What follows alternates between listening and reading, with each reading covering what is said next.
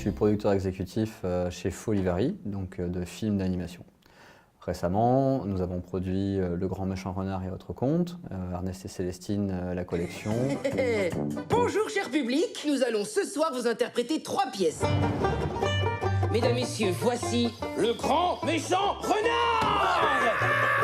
Ah non! C'est la 3e fois cette semaine! Ça suffit! Non mais c'est parce que j'ai faim en fait. Je m'en fiche!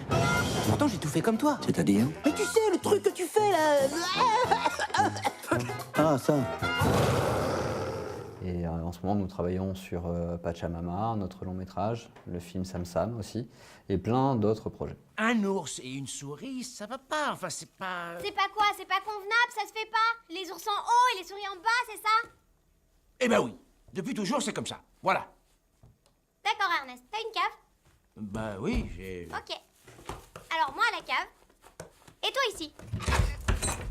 Mais... Y a pas de mais. Salut Ernest. Et tu restes en haut, hein?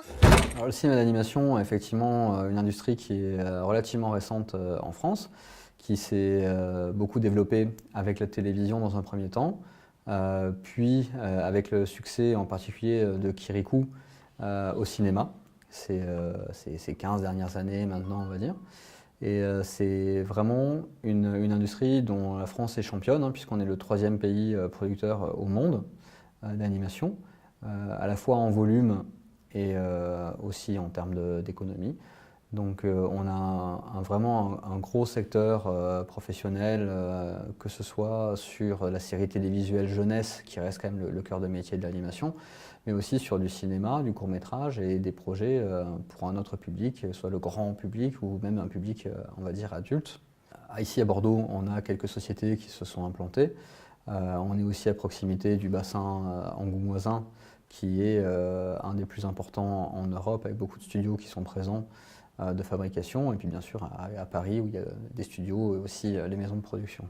Si j'avais des conseils à donner à des étudiants qui veulent se lancer dans l'animation, le premier, ça serait de s'ouvrir à toutes les animations qui existent et pas que à celles qu'ils connaissent. Ensuite, ça serait d'essayer de se rapprocher de gens qui connaissent l'animation, qui travaillent dans l'animation, pour savoir un peu comment ça se passe, parce qu'on ne sait pas trop comment ça se passe en fait. Et enfin, de persévérer, parce que l'animation, surtout quand on veut dessiner dans l'animation, c'est très long, c'est beaucoup de travail, et c'est super, mais voilà, il faut persévérer, parce que c'est pas facile.